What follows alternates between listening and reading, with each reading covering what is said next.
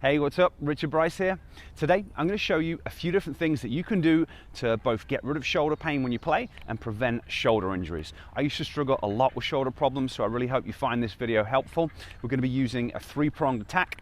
I'm going to show you how to do some joint mobilizations, because if the joints in the spine don't move properly, that can affect your shoulder mechanics, leading to pain. Real simple things that you can do as part of up. I'm also going to show you how to do a nerve drill. Now, nerve drills are cool because when nerves don't move properly, it can be a direct cause of pain and it can cause a lot of problems. So mobilizing the nerves that go to the shoulder muscles on a regular basis can be a really effective and fast thing that you can do. Final piece of the puzzle, we're going to be working on some strength exercises. So I'm going to show you some key things that you can work on and strengthen that are really going to help you to bulletproof your shoulders against injuries in the future. I hope you find useful. If you do, it'd be awesome if you could hit that thumbs up, and if you haven't already done it, make sure you subscribe to my channel, because I make lots of different videos like this where I talk about how to prevent injuries and how to improve performance on court with different training techniques and brain-based techniques. Okay, so let's start off with some spinal mobilizations. We're going to be doing something for the upper back, and then we're going to do a couple of different mobilizations for the neck. The key here is to make sure all the vertebrae are moving properly, because if they're not, it can affect the way the nerves exit the spine, and it can really cause problems with how the muscles function, which is what leads to pain, and it can lead to injuries. So the first thing we're going to do is mobilize the thoracic spine, so that's your upper back. We're going to be doing an AP glide. So you're going to start just by straightening your spine. Then you're going to try and glide your chest back, and you're going to try and round your thoracic spine. So as I do that, as I round back, I'm trying to mobilize all of the joints in my upper back. So it looks really simple, but a lot of people struggle to get these joints moving. So as you do it, you've really got to try and picture all of the individual vertebrae separating and moving apart, like so. And once you know how to do it, it's just literally a case of doing 3 to 5 reps. So as part of your warm-up before you step out on court, you just lengthen the spine, round it back, lengthen the spine, round it back, with the aim of getting those vertebrae to move. Now, if you struggle with that movement, something you can do to help with it is to incorporate your eyes, because the way that things are wired up, when you put your eyes in certain positions, it encourages certain movements. So as I lengthen my spine, I can take my eyes up and then lengthen my spine. As I round back, I can take my eyes down, and that's going to help me to get a mobilization in the spine. The other thing that you can do is you can add breathing into it. So I can inhale as I lengthen, and I can exhale as I round my back. So we've got eyes up and inhaling, and then we've got eyes down and exhaling, and that's really going to help you to get your spine moving in the way it's intended. So it'll be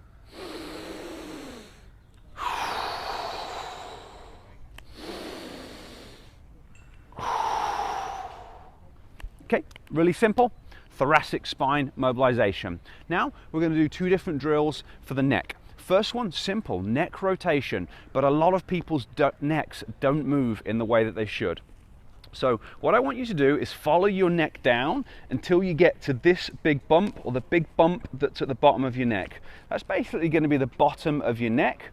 So you're going to be thinking about that as you do the mobilizations. So I'm going to be turning my head to the left, and as I turn my head to the left, I should feel this bump moving to the right, because that's the way the vertebrae are designed to move.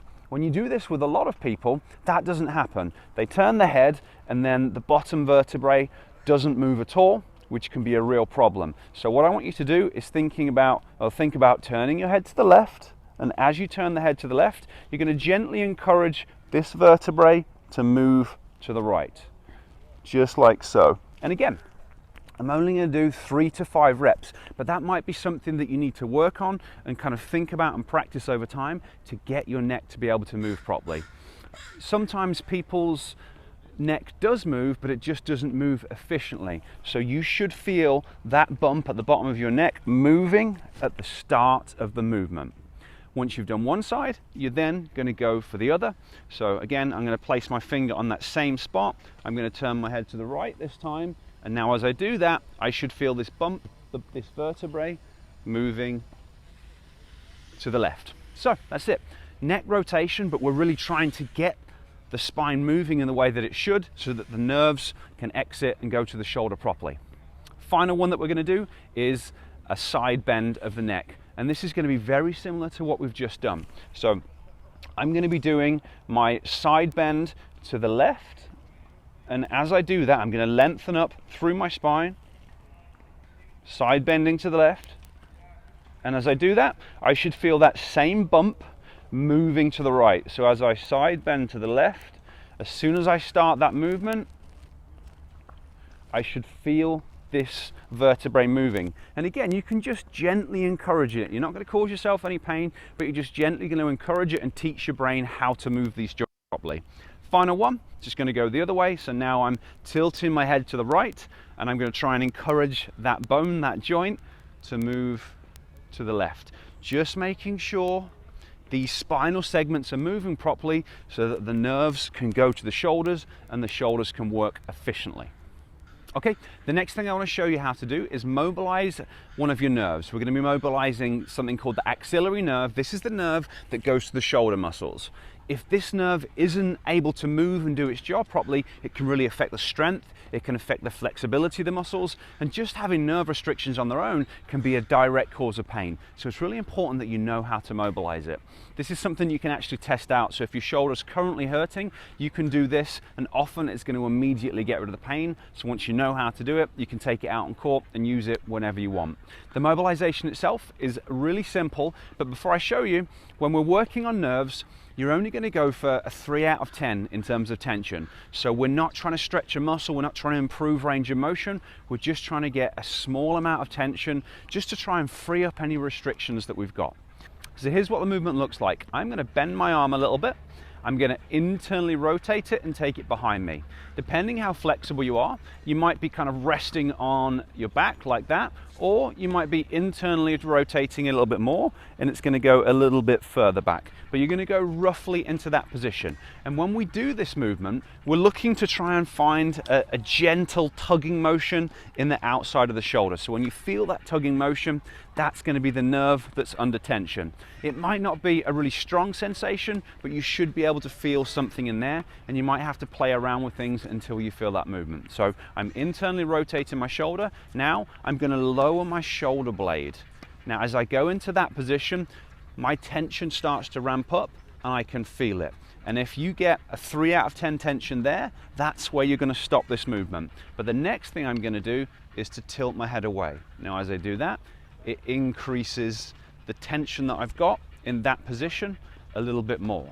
So your job is to go through that sequence, bend your arm, internally rotate it, lower your shoulder blade, tilt your head away, and then find your 3 out of 10 in terms of tension. Because once you've got that, you're just going to move in and out of it. So we're going to make sure things aren't stuck in and around the neck, and we've already worked on mobilizing the neck itself. So I'm just going to go find a little bit of tension, and I tilt my head to the right and back a few times, and as I do this, it increases the tension, it frees things up in the neck. And then going to keep my head with a little bit of tension, and I'm going to raise and lower the shoulder blade nice and slowly, and as I lift it up, it takes the tension off, and as I lower it, it increases the tension. I'm just going to do that a few times, and each time I do that, it just helps to mobilize things in and around the shoulder through the shoulder blade, makes sure things aren't stuck there. And then the final thing that I'm going to do is just externally and internally rotate my shoulder again, just to free up any restrictions. So they're the movements. It's really simple. In real time, if I was doing this on my own without coaching you, it would look like this. I would take it back, I would just find my tension, just 1, 2, 3, 4, shoulder blade, 1, 2, 3, 4, and then internally and externally rotate, 2, 3, 4. So in real time, it takes 30 seconds, a minute to do. So if your shoulder starts to bother you on court, often if you do this, it's going to get rid of the pain. If you find that when you do this drill it causes pain, then do it with the opposite shoulder. So if you're a left-handed player you get less shoulder pain, and when you try and do this drill, it doesn't feel good. Do it with the right side, and you might find that it gets rid of the pain. But you don't just have to wait until you're in pain. You can do this as part of your warm-ups, you can do it as part of your cool-downs, and you can do it on a regular basis to hopefully prevent your shoulder from hurting when you play in the first place. Okay, that is nerve mobilization. Now that we've made sure the spine is moving properly and we've made sure the nerve is moving properly, we're going to look at strengthening the shoulder. And really, by strengthening your shoulder, it's going to help to bulletproof you against injuries. We're going to be focusing on a few key muscles that are at the back of the shoulder that are really going to help to stabilize things and to decelerate your arm during your shots. Because your brain, your body's pretty smart with this kind of thing. If it doesn't feel safe, if the muscles that protect the shoulder aren't strong, they aren't able to function properly, it's either going to cause you pain, it's going to cause you tightness, or it's going to reduce your amount of power, your racket head speed to try and protect you. So really important that we get some strength into these muscles. There's a lot of different ways that we could do it, but I'm going to show you using bands because they're easy, they're cheap, you can carry around with them, you can take them on court, and you can use them anywhere. So we're going to be doing two different external rotator muscles. So these are the muscles that rotate the shoulder outwards or twist the upper arm outwards. They're going to be really important because when you hit your forehand, there's a lot of internal rotation. So as you follow through, there's a lot of internal rotation. It places these muscles under a lot of strain, so you've got to make them strong. Same thing, as you're serving, that shoulder internal rotation, it's going to place these muscles under a lot of strain, so you've got to work on them, build up the strength over time. We're going to start with the external rotators. We've got two muscles that we're going to be focusing on, but we need to train them in 3 different positions because we need to make sure that both the muscles are working through their entire range of motion and there's no weak spots where we've got a potential for increased injury. Now, I'm going to start by showing you how to do the drills because the drills themselves are actually really simple, and then I'm going to talk about how to program things at the end, so how many reps, how many sets, and how often you should do them. So, first position we're going to work on, I've got my band attached to the fence. I'm going to keep my elbow tucked into the side, and then this is what the movement looks like. So, this focuses on something called the teres minor, which is one of the external rotator muscles. I'm going to use the maximum range of motion that I've got, keeping my arm pressed into my side. That part is really important. So in this position, it hits my body, I can't go any further, and at this point here, I can't go any further because my arm won't externally rotate anymore. If I lift my arm away, it'll go further, but I want you to keep it in to focus on this muscle. So that is going to be movement 1. And like I said, I'll talk about program in a second. The second movement that we're going to go for, we're going to take our arm out to 90 degrees. Now in this position, we're focusing on the infraspinatus muscle. So slightly different muscle to the one that we were hitting before or targeting before. Everything else stays the same. So I'm imagining there's kind of a rod going through here and I'm just rotating on the axis. So I'm not moving forwards and back or anything like that. I'm trying to keep this still and just externally rotating there. Again, I'm using the maximum range of motion that I can in this position. The final movement that we're going to focus on, we're going to be standing on the band this time, and I'm going to bring my arm forwards to about 90 degrees. Now this is going to be the end position for the infraspinatus, and this is going to be a really important position to focus on. It might feel a little bit uncomfy in this area. I want you to make sure that you don't have any pain, but try and keep that shoulder blade still so you're not lifting up, you're just holding it and then just focusing on strengthening in this position. Again, using the maximum range of motion that you've got. Now this is really going to place the infraspinatus muscle under a lot of load, but that is important because this is one of the key areas where people get injuries. As you hit your forehand, your arm internally rotates. As you do your follow through, your arm internally rotates, and that places this infraspinatus muscle under a lot of load, under a lot of strain. So we need to make sure that we are extremely strong in this position to bulletproof against injuries. So that's why we're doing this final position where we're in there and we're trying to strengthen this range of motion, which is the position where we're most likely to get injured. So there, the 3 external rotation exercises. We've also got a drill that we're going to be working on for the lower traps, the scapular retractors. So we've got muscles behind the shoulder blade that really help to hold things down and keep things still, or keep things stable. The way that we're going to do this one, again, I can use this band attachment. I can have it around this height. I could maybe go a little bit lower. What I'm going to be doing this time is a shoulder raise, but what I want you to focus on is what the shoulder blade is doing. So before I do the movement, I'm going to hold my shoulder blade back. So I'm going to retract my shoulder, and then I'm going to do this raise out to about that position. So probably around head height and around ear height. So I'm pulling my shoulder blade back, I'm retracting my shoulder blade, my elbow staying straight, and then I'm going to do the raise. Now, as I do the raise, I'm thinking about squeezing the muscles in this area. So I'm not focusing on my arm, I'm focusing on those muscles behind the shoulder blade, so trying to hold it in that position, squeezing those muscles. So in this position here, I'm thinking about pulling my shoulder blade down and back, and then as I lower, I'm still trying to keep my shoulder blade still. So again, I'm going to let it come forwards, set it, squeeze my shoulder blade, thinking about my shoulder blade, holding it back, and then allowing it to come down, still thinking about that shoulder blade. So this is an exercise that's really going to strengthen the muscles that keep the shoulder blade stable. So there are 4 different drills. We've got those 3 different external rotator positions. We've got arm by the side, we've got arm at 90 degrees, we've got arm out in front where we're standing on the band, and now we've got this exercise where we're trying to stabilize the shoulder blade. Okay, so now you know what the exercises look like. We need to talk about how to program them. Where people go wrong a lot of the time is they don't use enough resistance. Your shoulders are under a tremendous amount of load when you play. The racket head speed you generate really places a lot of strain on these muscles, so you have to make them strong. So that means finding the right band that's really going to challenge you. In terms of the actual drills themselves, or the exercises themselves, we've got a few different variables. We've got the speed of the movement, we've got the number of reps you do, and the number of sets you do. Now, when it comes to building strength, it's all about the time under tension.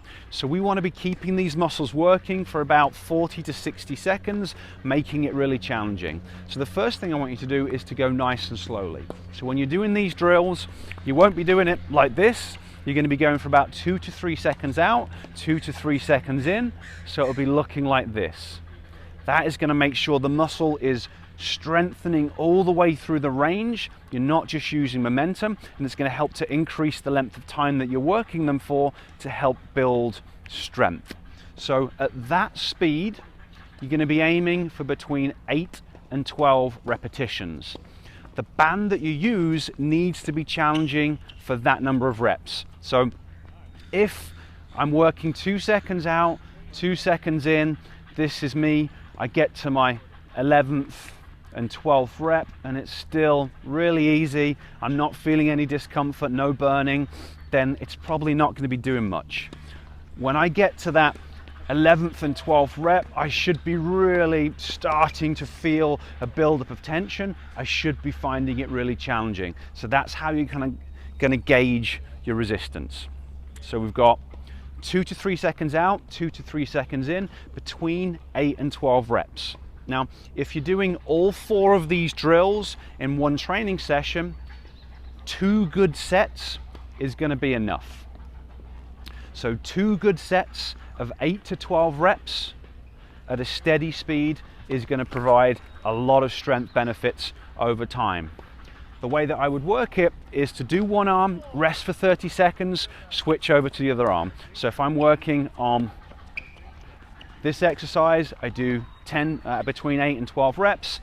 I'm going to rest for 30 seconds, turn around, do between 8 and 12 reps, rest for 30 seconds, back to this arm, rest for 30 seconds, back to this arm.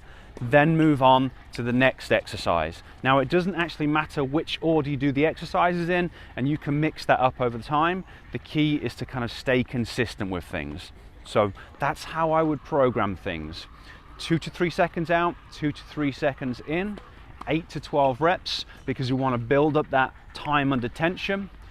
2 sets of each exercise, resting for 30 seconds between each exercise. Now, depending how your body responds, depending how much other training you've got going on, doing that between 1 and 3 times a week is really going to be a solid program. So if you've got a lot of other training going on, maybe 1 time a week. If you're just starting out with this sort of thing, maybe 2 or 3 times a week is going to be a good thing to aim for. At the end of the day, you've got to base that on everything else that you've got going on, but doing that consistently over time, you know, in the space of 2-3 months, you can really start to bulletproof your shoulders, get rid of pain that you're struggling with, and really prevent injuries in the future. Okay, so that's a very comprehensive approach to preventing shoulder injuries. The nerve drills and the spinal mobilizations you can do on a regular basis. So I highly recommend doing them as part of your warm-up and as part of your cool down. And like I said, you can often use that nerve drill to very quickly get rid of pain. But when it comes to strength, that's something that you've got to build up over time. You've got to work on a consistent basis, and it's really going to help to bulletproof your shoulders. So I hope you enjoyed this video. I hope you put it into good practice.